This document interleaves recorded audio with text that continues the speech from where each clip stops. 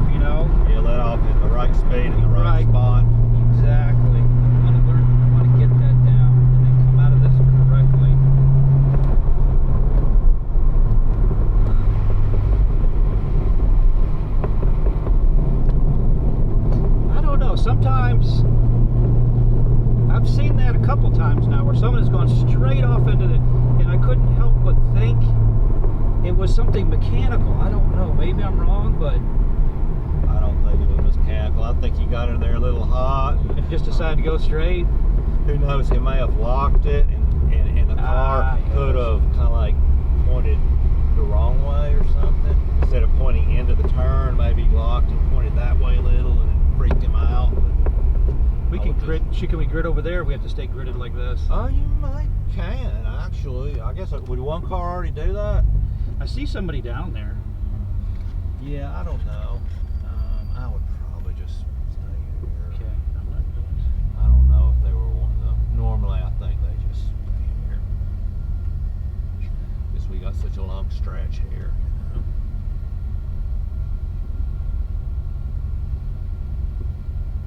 know? Yeah, but it looked. I mean, you saw the long skid mark. Yeah, right? you did. It was. You're right. I mean, it's him putting the brakes on. Which is kind of strange. I guess he's got his ABS disabled. You don't see skid marks like that anymore, right? We got ABS. You're sure you're right. Kind of unusual. Yeah, he just went in. Maybe just went in too fast for that one time, and he just Yeah. hammered down on the brakes and just kept going straight. That's what it looked like. Just to forget it. And it stopped. He had a lot of room to go before he hit something.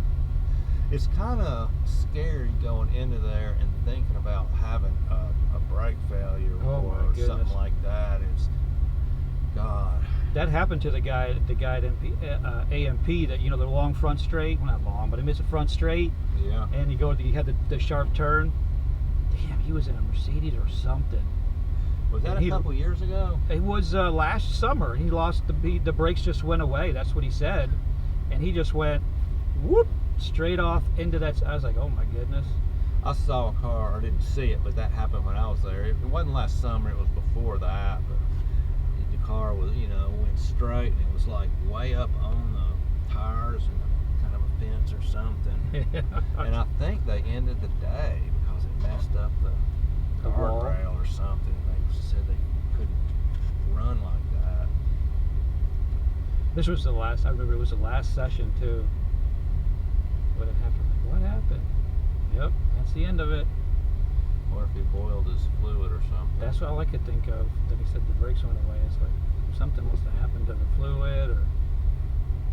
Of course, if you do screw up and do something stupid and go off like that, I wonder how many times that turns into a brakes fail situation. I always wonder, Yeah. I'm sure sometimes it's a convenient excuse.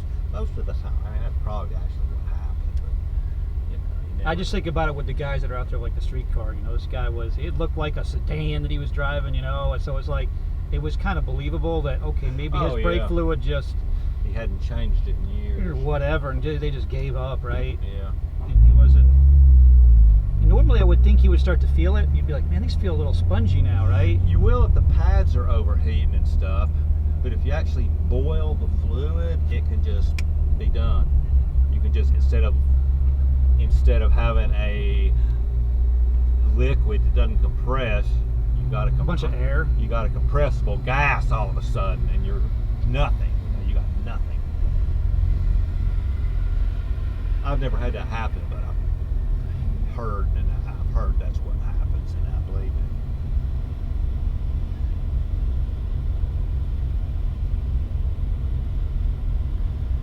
Wow, we do have a lot of folks out there. Holy moly. Yeah, we had some nice space too. We were in a good little spot when this happened.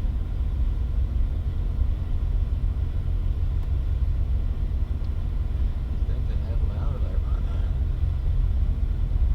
Hopefully they'll just come right back this way instead of going all